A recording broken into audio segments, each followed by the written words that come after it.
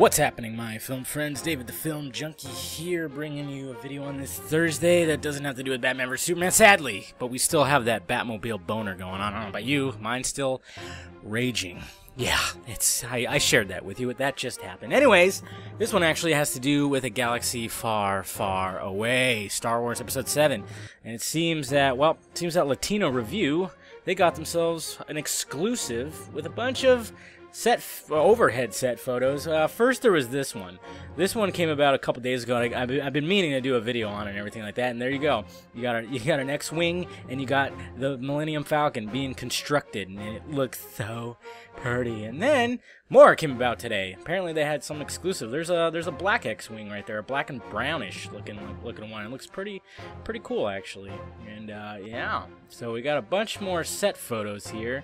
And then the source they got this from, they talk about the Rebels being a part of Episode 7, okay? And I'm going to read this right here. It says, even though Rebels take place years before the events of the first released Star Wars film, Episode 7, or Episode, whatever, New Hope, you know, and is an animated series rather than a feature film, Disney wants to make sure any creative elements introduced in Rebels align with the rest of the Star Wars canon.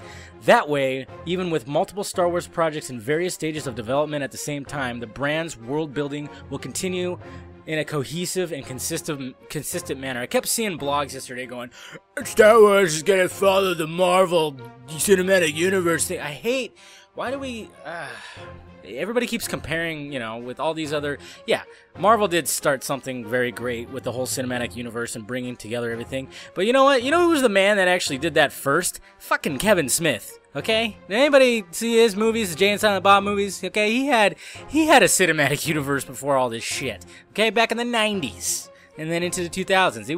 He was kind of like I always say that. He was the pioneer of this fucking cinematic universe, you know? He had Clerks, Mallrats, Chasing Amy, Dogma, and then everything came together with all the characters showing up, randomly, not all of them, but a lot of them, showing up in Jay and Silent Bob Strike Back. I mean, there you go, right there. He started this whole thing. Anyways, I just thought I'd get that off my chest. But, you know, everybody keeps comparing to Marvel. Oh, they're going to copy Marvel's formula and everything. I'm like thinking, you know what? There's really no other formula but to do what they did. I mean, that's just the way you would do it. So I wish they would stop, like blogs and stuff would stop saying that. That's just a formula that works, you know. Nobody's copying, okay? Anyways, it goes on to say it's a very integrated process. There's real communication. There's real communication between all the filmmakers because we're all a part of a larger timeline, says Rebels executive producer Simon Kinberg, who is also a creative consultant on Episode 7. There is absolutely